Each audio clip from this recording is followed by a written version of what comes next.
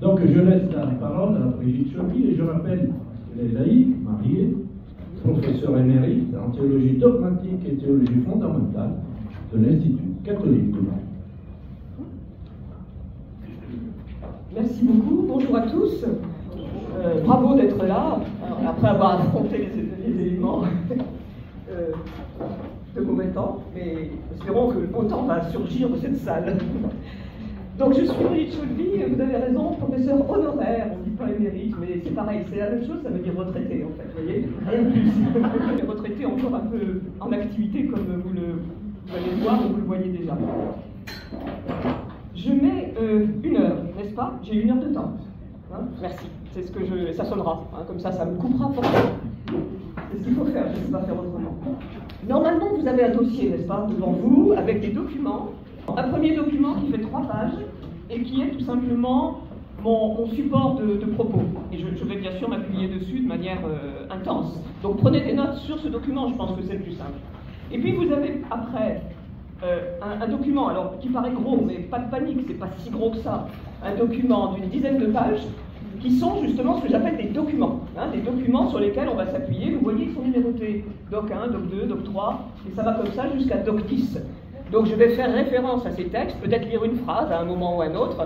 Donc vous avez un document qui fait 3 pages et qui présente mon propos.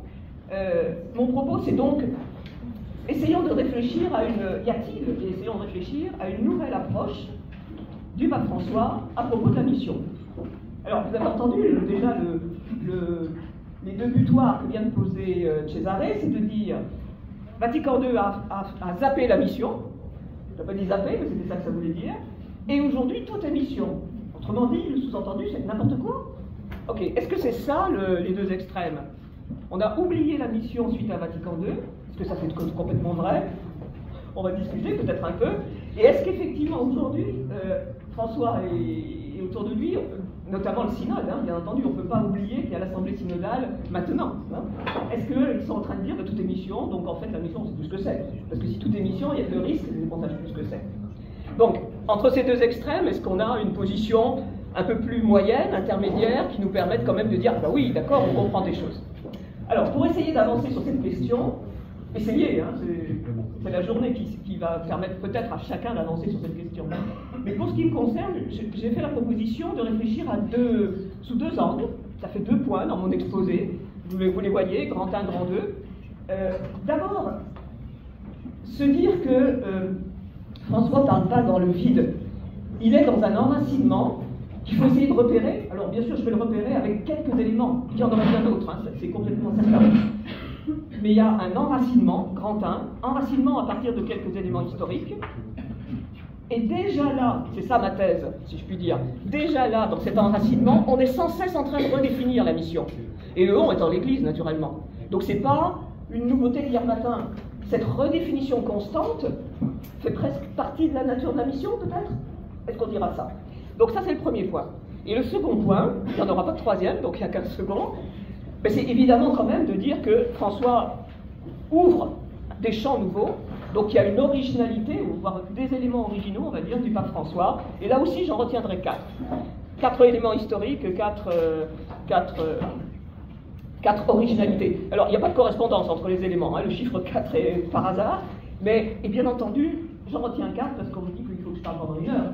Si on disait 2 heures, j'en retiendrai plus, ça c'est évident. Mais voilà, dans la limite du temps imparti, comme on dit, je retiens 4 éléments. Ça va? Vous voyez le principe de cette heure qu'on va passer ensemble. J'aurais envie de commencer en disant la chose suivante, c'est que on va d'abord être, non pas jugeant cette phrase « je suis mission », mais déjà commencer par être étonné. Étonné. Hein, un étonnement, c'est le premier pas de la réflexion souvent, hein, l'étonnement. Après, il y aura peut-être de l'émerveillement, mais pour commencer, commençons par l'étonnement. Alors, vraiment, c'est un leitmotiv chez François. C'est un leitmotiv, regardez, donc 1, donc 4, donc 3, donc la première page. Message du pape François aux Jeux pontificales en 2022, donc il y a 2 ans. Tout baptisé à une mission, ou plutôt est, verbe être, hein, c'est très fort, est une mission. Même chose dans l'exhortation apostolique Evangelii Gaudium de 2013, 3e ligne. écrit en italique sur le papier, « Je suis une mission sur cette terre, et c'est pour cela que je suis dans le monde. » Vous imaginez un peu comment c'est énorme de dire ça, c'est énorme. Soyons surpris. Et DocCat, pareillement, qui est un message pour la journée des missions en 2018, la vie est une mission. Être, alors explication, ce qui est en italique deuxième ligne, être attiré et être envoyé, c'est les mouvements de notre cœur, c'est les mouvements de la mission. Et nous avons mission de porter l'évangile à tous, et cela fait partie du cœur de la mission de l'Église.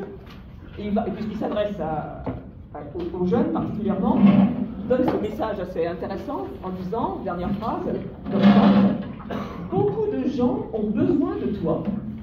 Beaucoup de gens ont besoin de toi. C'est une manière de définir la mission, comme vous l'imaginez déjà. Donc un étonnement pour commencer. Un étonnement et évidemment la question qui vient tout de suite, c'est de se dire, bon, ok, mais qu'est-ce que ça veut dire? Comment on cerne une telle phrase? Donc première étape que je propose, c'est faire un détour évidemment par l'histoire, comme toujours si je puis dire, quand on essaye de réfléchir, faire un détour par l'histoire et en cherchant quelques points d'enracinement. Alors je ne remonte pas très loin, je vais rester dans les temps modernes. Donc je ne remonte pas très loin, sauf quand même à, et là je vous propose de mettre la documentation 7 sous vos yeux, il faut que vous jouiez là ce matin, il faut que vous soyez entre le plan général et les docs. Doc 7, c'est page 8. Doc 7.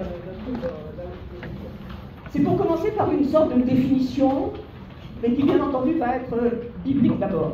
Donc vous voyez, l'historique remonte quand même jusqu'à la Bible, fort heureusement.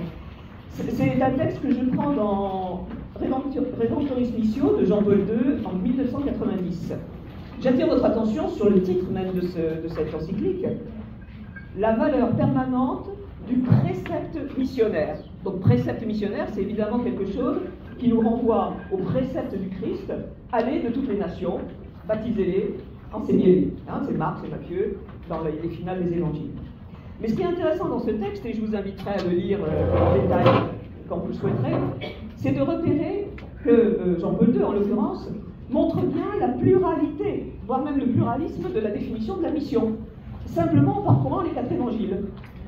Regardez cette deuxième alinéa. Les différences d'accent dans ce précepte missionnaire, Marc insiste sur la proclamation, le kérygme, lié à la profession de foi de Pierre. Matthieu va insister sur la fondation de l'Église et de son enseignement, donc sur la dimension ecclésiale et sacramentelle. Luc, lui, va insister sur le témoignage, et le témoignage particulièrement de la résurrection, à propos de la résurrection, ce qui engendre conversion et libération. Quant à Jean, lui, parle explicitement d'envoi, de mission, et la mission des disciples, enfin, immédiatement des apôtres, pour les disciples les plus proches, la mission est celle que lui-même a reçue du Père. Et c'est en fait, être en mission, c'est faire participer à la communion qui existe entre le Père et le Fils, et donc à l'unité. Rien qu'en égrenant rapidement, hyper rapidement, les 4 évangiles, vous voyez quand même qu'il y a des angles d'attaque qui sont différents. Alors, ils ne sont pas contradictoires, mais ils sont différents. Ce qui fait conclure à Jean-Paul II dans cet article-là, dans ce numéro-là de Redemptoris Missio, qu'il y a un pluralisme dans l'unité fondamentale de la mission, qui est lié aux expériences et aux situations différentes. Ce qui n'empêche pas, dit ce même texte, qu'il y a des points communs, et des points communs importants, à savoir, c'est dans le premier alinéa, vous voyez ça, la dimension universelle de la tâche confiée aux disciples, aux apôtres, et l'assurance donnée par le Seigneur que les apôtres, les disciples, ne resteront pas seuls. Donc c'est universel, et la présence de Dieu, du Christ, de l'Esprit, l'aide de Jésus est assurée. Ce petit parcours biblique nous montre que la question de la pluralité, voire même du pluralisme, dit Jean-Paul II dans ce texte, qui est un mot un peu plus négatif que pluralité, vous le savez bien. La question du pluralisme ou de la pluralité de la mission n'est pas une question nouvelle. C'est une question qui est déjà dans les évangiles. Donc pas de panique en quelque sorte, on est en situation. J'ai donc dit que je retenais 4 éléments historiques, que j'évoque simplement, vous les connaissez probablement. Je ne vais pas les détailler, outre mesure, disons. Et je reste dans le temps moderne, et même je dirais à partir du 19e siècle. En France notamment, on doit constater ce que j'appelle ici l'explosion missionnaire du 19e. Ça ne veut pas dire l'invention, ça existait bien avant, on est d'accord, hein, mais il y a une explosion qui fait exemple pour un diocèse, alors un diocèse de Nantes, donc l'ouest de la France, très profondément catholique, n'est-ce pas? Eh bien, analyse d'un historien, l'Ouest apporte une contribution très importante. En 1913, le seul diocèse de Nantes a 11 évêques missionnaires et 500 prêtres. Ces chiffres-là sont, alors pour aujourd'hui, complètement époustouflants ou hallucinants, comme vous voulez. Donc une explosion missionnaire du 19e, notamment en France. Alors notamment en France, il n'y a pas besoin d'être très spécialiste d'histoire pour comprendre le lien. Le lien, il est évidemment suite à la Révolution française, suite à la décapitation du roi de droit divin, du roi de droit divin.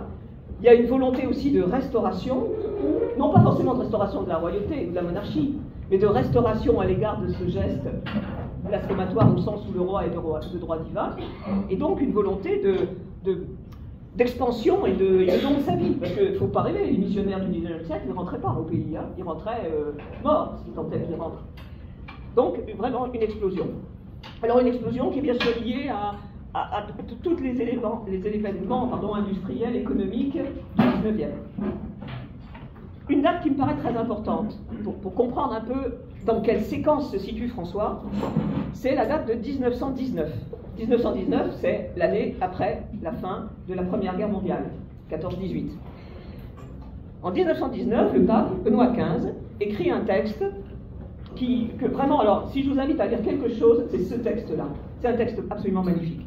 C'est la lettre apostolique qui s'appelle Maximum Illud, dans laquelle il insiste pour dire que suite à la boucherie horrible et inutile, c'est ces mots, hein, à la boucherie horrible et inutile de la Première Guerre mondiale, c'est plus possible de penser seulement les nations. Il faut penser plus que ça. Et il va donc non pas faire un discours politique, mais faire un discours, en tous les cas une lettre apostolique, en direction des missionnaires, en leur demandant très explicitement, 1919, hein, vraiment, gardez la date dans votre tête, en leur demandant très explicitement de se détacher de leur pays d'origine, de ne pas jouer « je suis français, donc je suis avec les colons français, je suis allemand, donc, etc. » ou « je suis belge, donc », mais de jouer réellement une mission plus évangélique, dit-il, qui se détache du débat, enfin du lien aux nations, et qui donc se détache du débat, et donc de la guerre entre nations. Et donc cette proposition-là est très forte, hein, et elle est reprise par le pape François à 100 ans, enfin à l'anniversaire du centenaire. Vous avez le texte en Doxis, le texte complet, je ne vais absolument pas le lire en entier, mais qui est très intéressant, parce que François, dans ce texte, Doxis, page 6, je lis la 4e et 5e ligne, simplement, et la 6e peut-être. Doxis, ça va. C'était en 1919, à la fin d'un terrible conflit mondial qu'il a défini lui-même comme un massacre inutile, que le pape, donc Benoît XV, à ce moment-là, a senti la nécessité de requalifier de manière évangélique, voilà la définition, elle est là, hein, requalifier de manière évangélique la mission dans le monde, afin qu'elle soit purifiée de toute collusion avec la colonisation et se tienne loin des visées nationalistes et expansionnistes qui ont causé tant de désastres. Donc 6, page 6, j'ai lu la 3e, donc 5. D'accord, donc vous avez l'ancienne version. Ok, pas de problème. Mais de toute façon, c'est la lettre de François à l'occasion du centenaire de Maximum Illud. Alors, ça c'est intéressant parce que c'est ça qui, bien sûr, va avoir un mal fou à se mettre en place. Ne soyons pas naïfs tout de même, hein, bien sûr. Mais la direction, l'orientation est posée, et c'est quand même ça qui va faire qu'un clergé autochtone va commencer à exister, et qui va faire qu'il y aura des évêques autochtones à Vatican II. 1919, 1962. Vous voyez, par quel miracle, si je puis dire, y a-t-il des évêques autochtones, africains, asiatiques, indiens, à Vatican II? Ben parce qu'en 1919, Benoît, pas 16, justement 15 à ce moment-là, dit non, c'est fini cette prise de possession nationaliste, et donc des pères, des évêques, qui sont des vicars apostoliques, qui sont donc des Français, 11 Nantais, etc. Vous voyez? Et ça démarre là. Donc on est très heureux qu'il y ait des évêques autochtones à Vatican II. Ils jouent un rôle très important, réellement, mais n'empêche qu'il faut bien Un évêque, ça prend du temps pour faire un évêque, si je puis dire. Donc il faut bien que ça commence un peu avant. Et ça commence là. Donc un vrai événement, 1919, sur lequel François n'a évidemment pas du tout raté et a mis dans son panorama. Troisième événement, c'est évidemment Vatican II. Et Vatican II, je pense, peut-être dans ses effets, interroge les sociétés missionnaires et les missionnaires. Ça, c'est très vrai. Mais dans son propos, ne met pas du tout à côté les missions. Hein, même, je pense, donne un axe tellement fort à la mission qu'en fait, ça devient la définition de l'Église. Vous vous souvenez de Agentes II, hein, Vatican II, le décret Agentes sur les missions. La nature de l'Église est d'être missionnaire. La nature de l'Église, c'est même pas d'être sainte. Alors bien sûr qu'elle est sainte aussi, hein, on ne va pas dire le contraire. Mais d'abord, la nature de l'Église est d'être missionnaire. Donc, pour dire une chose pareille en 1965, ça veut dire que le geste missionnaire est au cœur. Hein. Actuellement, Christophe Théobald estime dans un de ses derniers écrits que pour lire Lumen Gentium, c'est-à-dire le texte, la Constitution sur l'Église, il faut la lire à partir, cette Constitution, donc le propos sur l'Église, à partir de Agentes. Et pas l'inverse. C'est pas Lumen Gentium et donc Agentes, par exemple. Non, c'est Agentes qui éclaire Lumen Gentium. C'est Théobald qui propose cette lecture. Alors, qu'est-ce qu'il y a d'important dans Agentes, et donc dans le propos de Vatican II, hein, ça se voit dans Agentes, mais c'est le propos de Vatican II. Vous avez le plan, alors j'espère que les numéros vont être bons, là, je sais pas, on va voir. Le plan d'Agentes en doc 9, page 10. Ouais.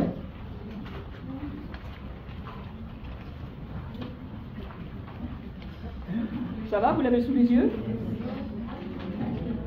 Doc 10, 9 pour commencer, puis 10 tout de suite après, page 10, 11. Avant-dernière page, merci, c'est ça. Rien qu'à regarder le plan, et je ne l'ai même pas mis en entier, j'ai juste mis le plan détaillé, si je puis dire, des 2 premiers chapitres, principes doctrinaux et œuvres missionnaires elles-mêmes.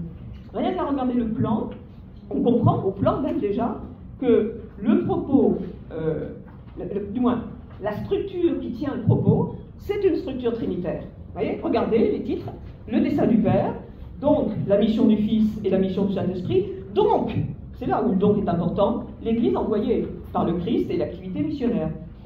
Et ensuite, raison, nécessité, bon, après on rentre dans plus de détails de présentation, mais structurellement, c'est parce qu'on réfléchit à une notion de mission trinitaire que l'on peut engager, obliger, mais au sens le meilleur du mot, hein, une action missionnaire de l'Église. Vous voyez? Et c'est pas l'inverse. Hein. Donc cette structure trinitaire est vraiment une nouveauté, je pense. Hein. Enfin, en tous les cas, elle est extrêmement explicite ici. Au fondement de la mission, une vision trinitaire.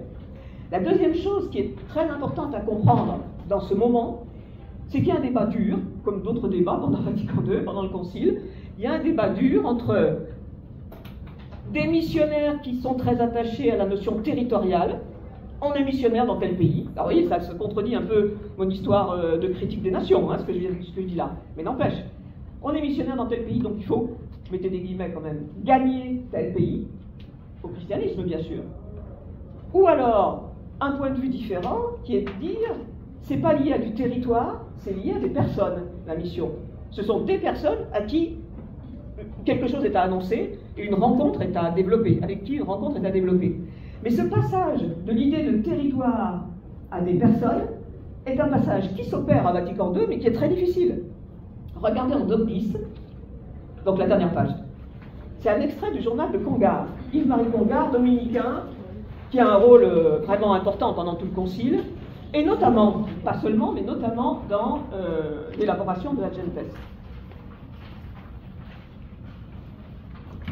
Si vous avez envie de lire un roman policier, j'ai bien dit roman policier, hein, on est d'accord, où il y a des bons et des méchants, et puis il y en a qui gagnent et d'autres qui perdent, roman policier normal, lisez le journal du concile de Congar. C'est un excellent roman policier, en plus il fait 2 tomes, donc il y a de quoi faire. Ça fait beaucoup de soirées où il n'y a pas d'électricité parce qu'il y a trop d'orage. Je lis les 2 extraits que j'ai pris là. À la date du 24 mars 1965, c'est Congar qui parle. Les missiologues patentés. Alors, vous entendez que là, il n'aime pas, hein, d'accord? Patentés. Les missiologues patentés se sont fixés une conception territoriale et juridique de la mission. Alors que une ecclésiologie conciliaire, donc une ecclésiologie telle que le concile la repense, n'est-ce pas? une ecclésiologie conciliaire demande une conception dynamique. Ne pas tant voir les territoires et les organisations que les buts vivants, les situations, les tâches qui leur correspondent. En germe, on a ici l'idée de la nouvelle évangélisation. En germe seulement, hein, jamais qu'on garde à parler de nouvelle évangélisation, ça c'est complètement certain. Mais en germe, on a cette idée-là qui vient là, puisqu'on n'est plus lié à du territoire qui serait à gagner, comme je le disais à l'instant, mais à des buts vivants, situations, tâches qui leur correspondent. Et 3 jours après, 4 jours après, dans ce même journal, il précise, si on veut, 4e ligne, si on veut une définition théologiquement fondée, il faut partir d'une notion large de la mission de l'Église. Ensuite, on pourra préciser un sens plus strict. On définit la mission par son objet, sa fin. Ce ne sont pas des territoires, ce sont des hommes. Vous voyez au milieu, écrit en gros caractères, en majuscule. Ce ne sont pas des territoires, ce sont des hommes.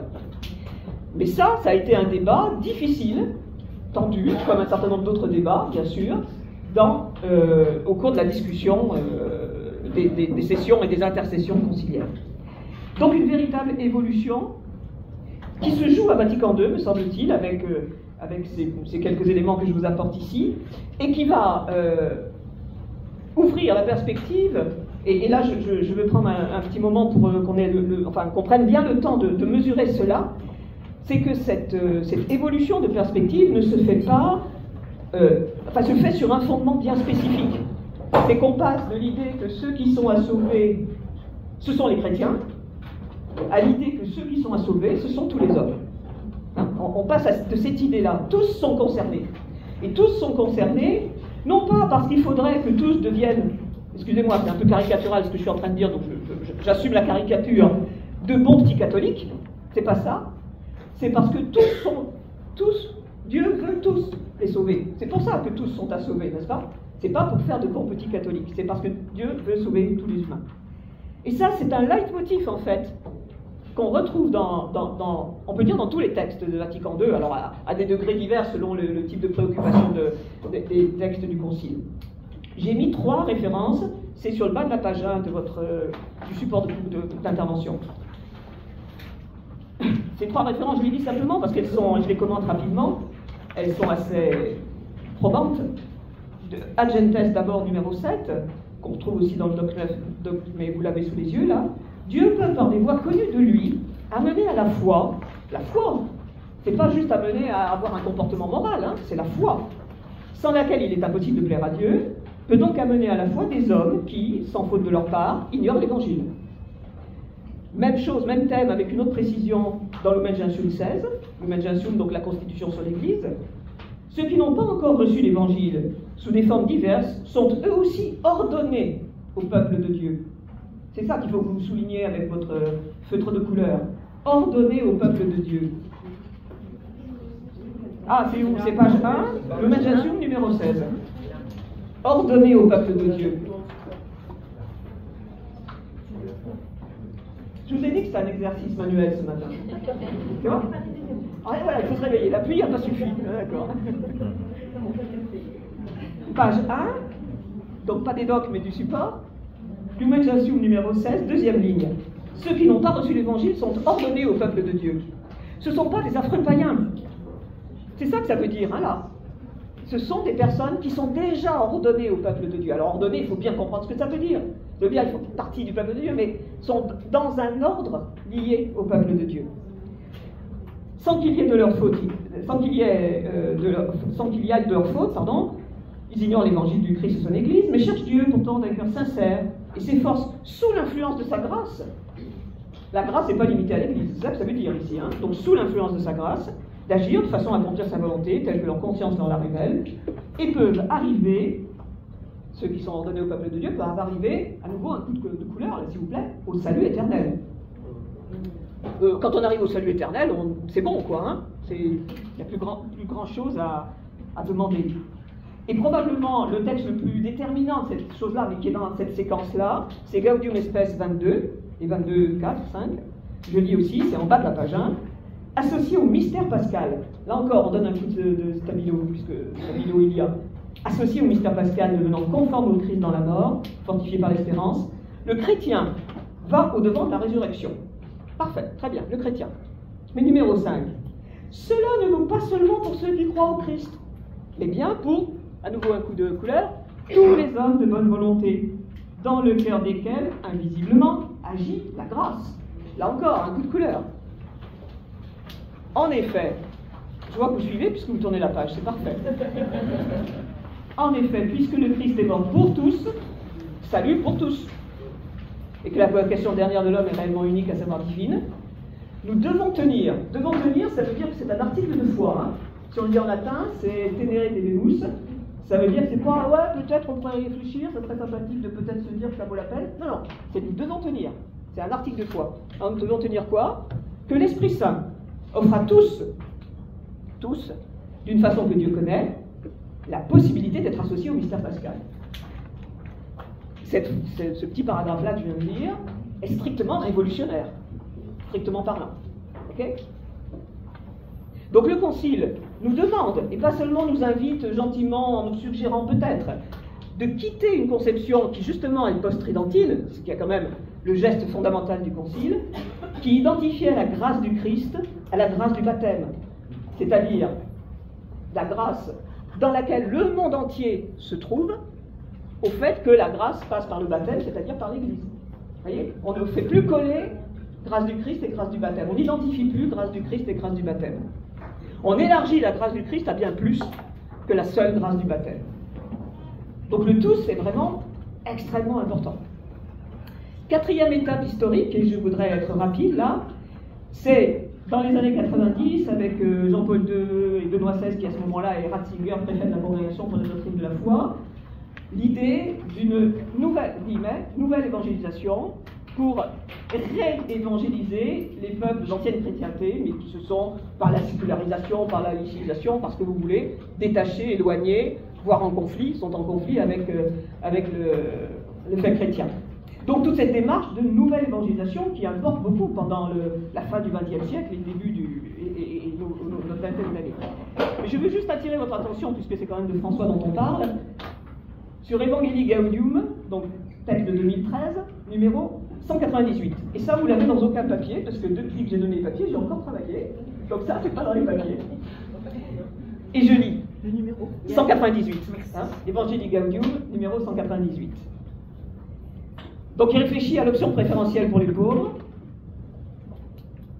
et il insiste sur le fait que les pauvres, je cite, par leur souffrance, connaissent le Christ souffrant.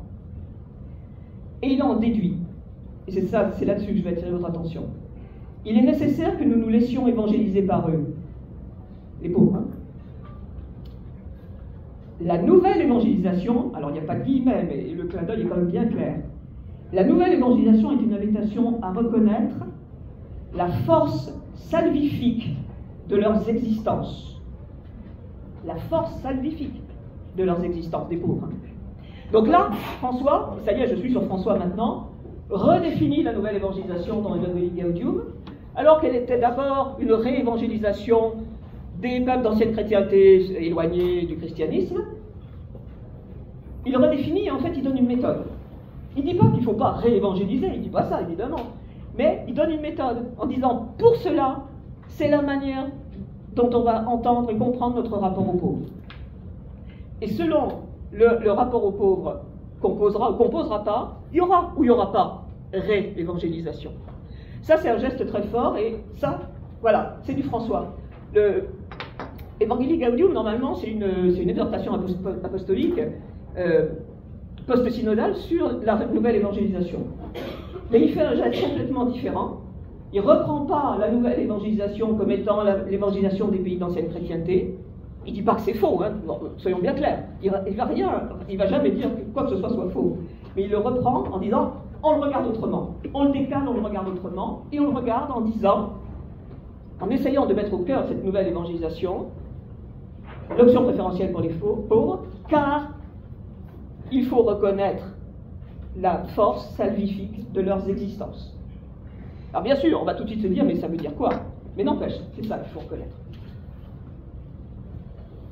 J'en ai fini sur les points historiques, et j'ai déjà entamé la manière dont François est original, hein, avec cette redéfinition de la nouvelle évangélisation qu'il propose, et pour ce qui concerne l'originalité de François, étant entendu qu'il assume tout, hein, Il n'est absolument pas dans de la critique ou dans du jugement. Il assume tout, il prend tout, comme on dit, mais il fait un pas de plus sur plusieurs points. J'en ai retenu 4. Là encore, dans la limite du temps imparti. Premier élément important, une inversion, ce que j'appelle une inversion, bon, un renversement peut-être on pourrait dire, d'objectif et d'action. Je pense qu'au minimum, même quand on ne sait pas grand-chose, qu'on n'a pas beaucoup écouté de choses du pape François, qu'on n'a pas lu grand-chose de lui, on a au moins un mot qu'on retient de lui, c'est le mot « sortir ». Ça va, hein, une église en sortie, au moins ça. Alors de fait, là il y a une opération très intéressante. Parce que c'est quoi la mission? C'est faire rentrer dans l'église des hommes, des territoires. Où est-ce que c'est sortir? Annoncer. Où est le geste fondamental et principal de la mission? Pour François, c'est très clair qu'il s'agit d'abord de sortir. Alors vous connaissez cette lecture qu'il fait d'Apocalypse 3:20. Hein, je lis, c'est dans Evangelii Gaudium, je pense. On connaît cette phrase de l'Apocalypse, donc je me tiens à la porte et je frappe. Si quelqu'un entend ma voix et ouvre la porte, j'entrerai chez lui, je prendrai mon repas avec lui et lui avec moi. Très bien. Donc il faut rentrer, c'est bien clair. Non, François propose autre chose. Il commente ainsi: le drame de l'Église est que Jésus continue à frapper à la porte, mais de l'intérieur, pour que nous le laissions sortir. Et très souvent, on finit par être une Église prisonnière, qui ne laisse pas le Seigneur sortir, qui le tient comme sa chose propre. Vous entendez l'histoire des autres tout à l'heure? Est-ce que le Christ est notre, on va dire notre, hein, ici, notre chose propre? Ou est-ce qu'on le laisse sortir? Pas évident qu'on le laisse sortir. Alors que, continue François, le Seigneur est venu pour la mission et nous veut missionnaires. Donc voilà, une définition qui donne très vite, hein, de la mission: laisser sortir le Christ. Ça c'est quasiment une définition de sa part. Hein. Est-ce que nous laissons sortir le Christ? Ou est-ce que il est bien chez nous? Allez, je vais pousser un peu le trait. Bien dans nos tabernacles. Hein, je pousse un peu. Mais est-ce que c'est ça ou est-ce que vraiment on le laisse sortir? Et comment on fait, hein, parce que c'est pas le tout de dire c'est ça, mais comment on fait? Bon. Alors par exemple, toujours dans Evangelii Gaudium, François dit: je souhaite des choix missionnaires capables de transformer toute chose. C'est là où le tout est bien vrai, hein, Césarée. Le tout est bien vrai. Toute chose, afin que les habitudes, les styles, les horaires, le langage, toute structure ecclésiale deviennent un canal adéquat pour l'évangélisation du monde actuel, plus que pour l'autopréservation. Ok, je suis d'accord avec vous, hein, ça nous fait rire et ça nous fait pleurer en même temps. Parce qu'on n'y est pas vraiment, hein. On n'y est pas vraiment, mais est-ce qu'on est capable d'avoir ces changements-là? En pensant, enfin en réfléchissant à cette phrase, je me disais les horaires. Les horaires de la messe du dimanche, 10h30 du matin. Hein, 10h30, voire même 9h. Quand c'est le seul moment familial où on peut rester à la maison, rester un peu au lit, dormir avec les enfants, prendre un petit déjeuner, que ça dure, le fameux brunch. Et on a le temps de se préparer, de s'habiller, de... Non. Donc on n'y va pas. Changeons d'heure. C'est tout. C'est tellement bête, en fait. Est-ce qu'on peut faire quelque chose à 17h30? Dimanche, 17h30. Ça changerait quelque chose à la messe dominicale, qu'elle soit à 17h30? Pas grand-chose. Mais pas que ce soit la messe des jeunes ou la messe de je sais pas quoi, que ce soit bien la messe dominicale de la communauté. Et là, les familles, à 17h30, ben ça va, on a été au foot, on est revenu du foot, ok. Alors qu'à 10h du matin, non. C'est le seul matin où la famille peut se retrouver. Les autres jours, on n'y est pas. Hein, enfin, je pense que hein, c'est à peu près la vie de nous tous. Là, les horaires, simplement. Alors, les habitudes, les styles, le langage, etc.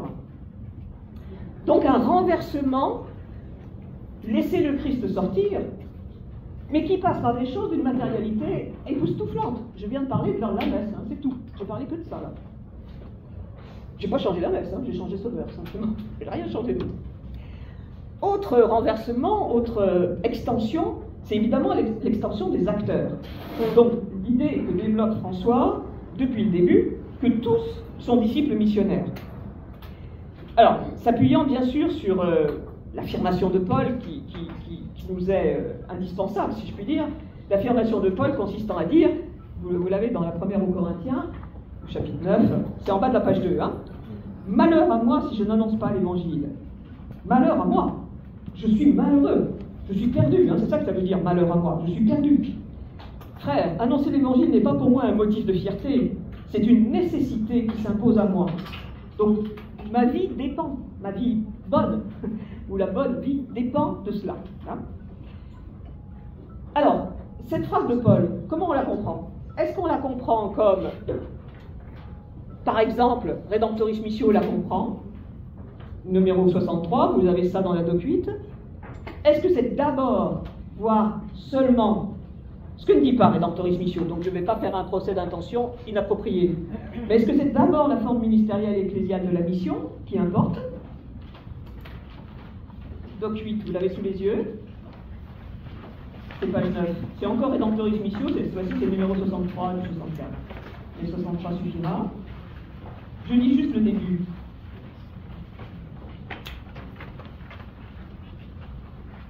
De même que le Seigneur ressuscité confia le précepte de la mission universelle au collège apostolique avec Pierre à sa tête, de même, cette responsabilité incombe avant tout au collège des évêques avec à sa tête le successeur de Pierre. Mes frères évêques sont avec moi directement responsables de l'évangélisation du monde, en tant que membre du collège épiscopal et en tant que pasteur des églises particulières. Alors bien sûr, ça c'est vrai. Et bien sûr que le texte précise avant tout, directement. Ça c'est les petits mots importants de cette affaire-là. Mais n'empêche que si ce texte-là on le lit comme eh ben c'est leur problème, c'est pas le nôtre. Alors le nôtre, on va dire en tant que laïc, hein, voilà, globalement, on voit bien que là, on force le texte, mais on ne force pas la situation. Et c'est là ce que renverse François en disant tous, donc tous, et il fait le décompte de tout le monde, de tous les statuts ou toutes les charges. Tous sont disciples, missionnaires. C'est le tiret qui est important. Parce qu'en disant disciple missionnaire, il n'y a pas disciple et donc pour qui a cette charge, pour qui a cette vocation, pour qui, etc. Missionnaire. C'est qu'il n'y a pas de disciple qui ne serait pas de soi missionnaire. C'est ça le disciple missionnaire hein, qu'il invente en quelque sorte dans Evangelii Gaudium. J'ai encore un peu de temps où je suis... Ça va? Bon, très bien. Tous disciples missionnaires. Voilà le deuxième déplacement, on va dire. Hein. Le premier déplacement, c'était donc sortir au lieu de rentrer, ou de faire entrer. Deuxième déplacement, tous disciples missionnaires. Et pas disciples et parfois missionnaires. Vous voyez, hein, c'est vraiment le tiret qui nous importe ici. Mais attention, ce n'est pas une affaire individuelle. Et c'est ça qui va s'acharner. Je pense que là, c'est difficile d'arriver à l'entendre vraiment. Mais il va s'acharner, c'est François bien sûr, il va s'acharner à essayer d'expliquer que le tous disciple missionnaire, c'est-à-dire chacun, concerne en fait tous ensemble. Et que tous ensemble, chacun est concerné. C'est compliqué comme phrase. Tous ensemble, chacun est concerné. Ça, il le dit, à mon avis, admirablement dans ce qui est en fait le titre de notre journée, hein, le numéro 273 d'Evangelii Gaudium, que vous avez en Doc 3. Doc 3, c'est page 1.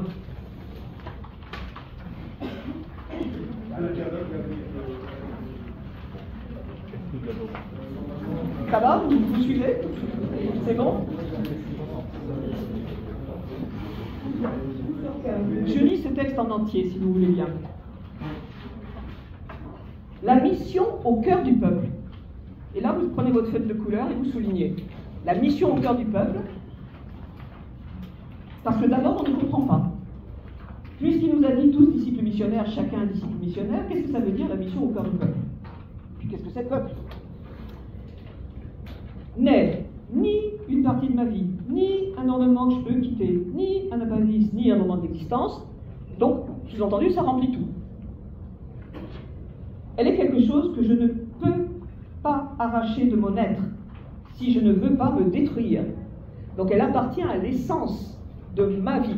Alors vous entendez? La mission est au cœur du peuple et ça devient ma vie, je peux quitter. Elle est quelque chose que je ne peux arracher de mon être. Donc, peuple et puis je. Conclusion, cette phrase, notre phrase d'aujourd'hui, je suis une mission sur cette terre. Et c'est pour cela que je suis dans ce monde. Je dois reconnaître que je suis comme marqué au feu. par cette mission. Ça, c'est du Paul. Hein. Malheur à moi si je n'annonce pas l'évangile. Afin de quoi? Ah, voilà une définition de la mission. Éclairer, bénir, vivifier, soulager, guérir, libérer. Ça aussi, ça mérite un coup de couleur. Là apparaît l'infirmière dans l'âme, le professeur dans l'âme, le politique dans l'âme. Ceux qui ont décidé au fond d'être avec les autres et pour les autres. Être avec les autres et pour les autres. Toutefois, si une personne met d'un côté son devoir et de l'autre sa vie privée, tout deviendra triste. Elle vivra en cherchant sans cesse des gratifications, en défendant ses propres intérêts. Elle cessera d'être peuple. Une personne qui peut cesser d'être peuple. Pas mal, non? Un peu compliqué, hein? Parce que concrètement, comment on vit là comme ça? Comment on fait pour faire ça, pour vivre ça? C'est pas du tout évident. Mais c'est ça l'idée. L'idée, c'est que c'est pas un ornement de ma vie, je suis une mission sur cette terre, je suis dans ce monde pour cela, je suis marqué, vous avez compris? Et si ça marche pas, je cesse d'être peuple. Fort, non? C'est dans la plus grande définition du je, parce que si je ne suis pas dans cet esprit-là, je risque de me détruire. Pas du détail quand même, hein? Si je ne suis pas dans cet esprit-là, je risque de me détruire, mais n'empêche que ce je n'est pas du tout un je individualiste. Je fais mon affaire dans mon coin et donc je fais mon salut, bien sûr.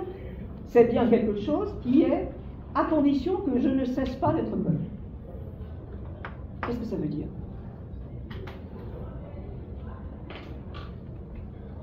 À mon avis, ça veut dire la chose suivante. Ça veut dire que ce n'est que mon avis, hein, bien sûr, mais quand même.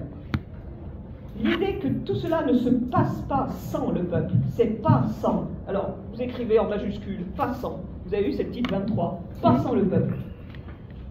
L'idée qui est là, c'est que il n'y a aucune possibilité de définition individualiste des disciples, des missionnaires et des êtres humains. Ça vaut pour tout. Il n'y a aucune possibilité de cette définition individualiste. La bonne compréhension, qui n'est pas forcément une définition au sens bloqué du mot, hein, mais la bonne compréhension du disciple missionnaire, de l'être humain, du chrétien disciple missionnaire, c'est que cette définition, cette compréhension ne va pas sans, donc passe par les autres. Mais ça, c'est une vérité anthropologique, hein, ça. Je ne peux pas vivre sans toi. Alors sans toi, c'est pas forcément mon mari. Oui, c'est vrai, quand même, n'exagérons pas. Mais je veux dire, je ne peux pas vivre sans les autres. Je ne peux pas vivre en bébé sans les parents. Je ne peux pas vivre sans les gens avec qui je vais à l'école. Je ne peux pas vivre sans. Pour vivre, il faut que je sois avec. Comment il dit là? Être avec les autres, avec et pour. Voilà les deux mots à souligner, avec et pour. Pas seulement pour, parce qu'on serait généreux, mais aussi avec. Vous entendez parler du synode, vous entendez parler de la conversation dans l'esprit, vous entendez comme méthode du synode, et vous entendez parler que cette conversation dans l'esprit, c'est d'abord une posture d'écoute. D'abord, une vraie posture de vraie écoute, si je puis me permettre. Autrement dit, le avec les autres et pour les autres ne peut se passer autrement qu'en étant peuple, avec et pour. Ça doit évoquer quelque chose qu'on connaît assez bien de François, parce que ça vient d'Amérique latine, et qu'on retrouve ici d'une manière assez particulière, qui est ce qu'on appelle la théologie du peuple. Vous avez dû entendre parler de cela. Je pense qu'on a là si on détache un peu du contexte sud-américain, qui est la source de cette affaire, hein, bien sûr, mais si on le détache un peu, on a là un des éléments déterminants de cette théologie du peuple. Disciple missionnaire, pas sans le peuple. Le peuple étant pas nécessairement pile-poil l'Église. Hein, vu la manière dont j'ai rappelé ce que étaient les autres pour le Concile Vatican II, c'est pas juste l'Église, c'est même peut-être au contraire bien plus large que l'Église, hein, pas sans les autres. Un peuple uni dans la mission, et je pense, enfin je refais écho à la démarche synodale en cours. Vous savez que la question qui était dans l'Instrumentum Laboris de juin pour la session d'octobre qui a lieu maintenant, c'était comment être une église synodale missionnaire. Alors, je pense que ça mériterait qu'il y ait un tiret là aussi. Il n'y est pas hein, dans le texte, mais ça mériterait le tiret. La synodalité, c'est-à-dire le vivre ensemble, et l'art du vivre ensemble, ou l'art de mieux vivre ensemble, la synodalité ne va pas sans la mission. Autrement, c'est du nombrilisme. On va être entre nous, on va bien s'entendre, on va être tous gentils, monsieur le curé écoutera les paroissiens, etc., tout ce que vous voulez. Mais s'il n'y a pas la mission qui est le moteur du truc, ça risque d'être du nombrilisme. La mission est comme la critique de la synodalité. La critique au sens prise de distance par rapport à la synodalité, ce qui ne met absolument pas en cause la synodalité, bien entendu. Et le pape insiste, toujours dans ces mêmes types de documents, insiste pour dire que cette synodalité, qui est bien le rapprochement des pasteurs et des laïcs, c'est quand même ça l'objectif premier, ou sous-jacent, la mission crée ce rapprochement, et le crée de manière pratique. Dernier quand même dans les 5-6 minutes qui me restent, c'est ça. Oui, c'est bon, c'est bien alors. Alors c'est bien, c'est très bien, je pense que c'est bien.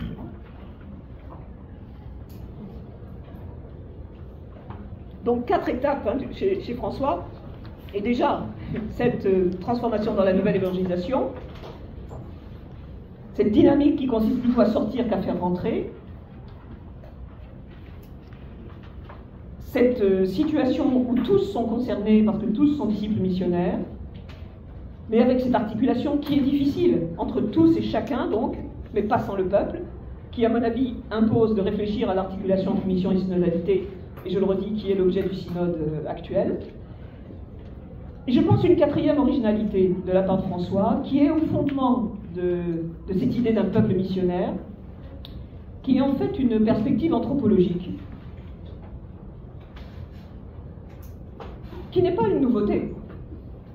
On est bien d'accord, hein, qui n'est pas du tout même une nouveauté, cette perspective anthropologique, mais que probablement il réactive, notamment dans son dialogue avec des représentants de l'islam, qui est en fait une idée que tout cela s'appuie sur une affirmation, parce que ça c'est un choix, de la fraternité humaine.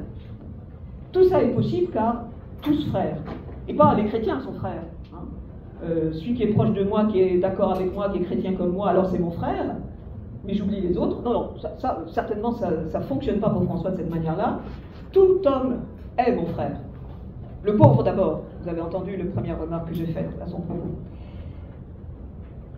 Et cet élément-là fait que je pense que cette réflexion sur la mission s'appuie, s'intègre, doit être placée dans un cadre plus vaste, qui est celui d'une fraternité anthropologique à la base de tout, qu'il réalise dans son choix, ô combien critiqué, je pense que tout le monde a entendu au moins les critiques, ô combien critiqué, mais à mon avis ô combien juste, du dialogue interreligieux et notamment avec l'islam.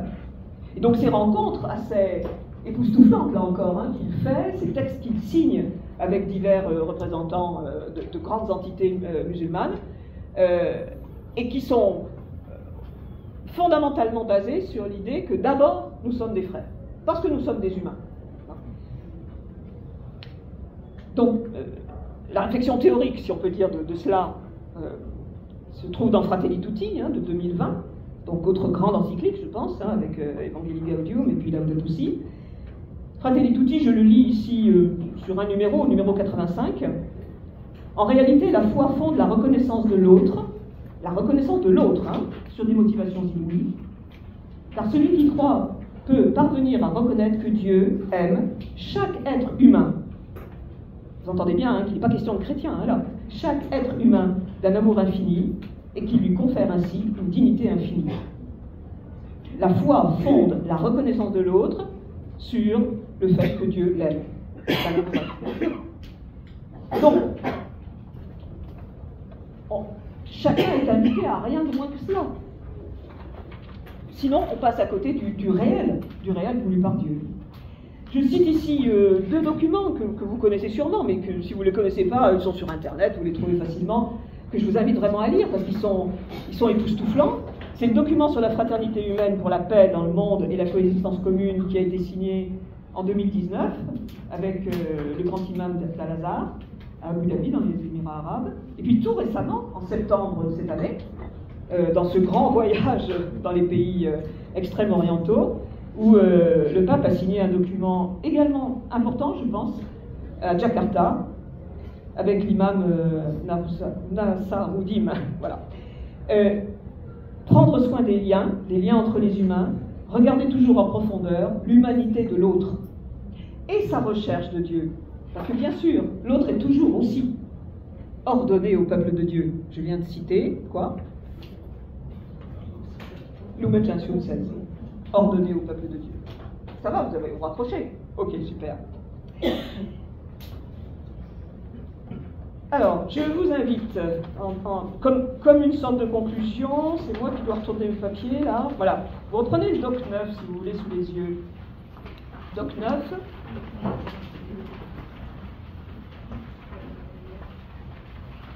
C'est pas le pape, mais il utilise beaucoup cette... c'est pas François, quoi, je veux dire.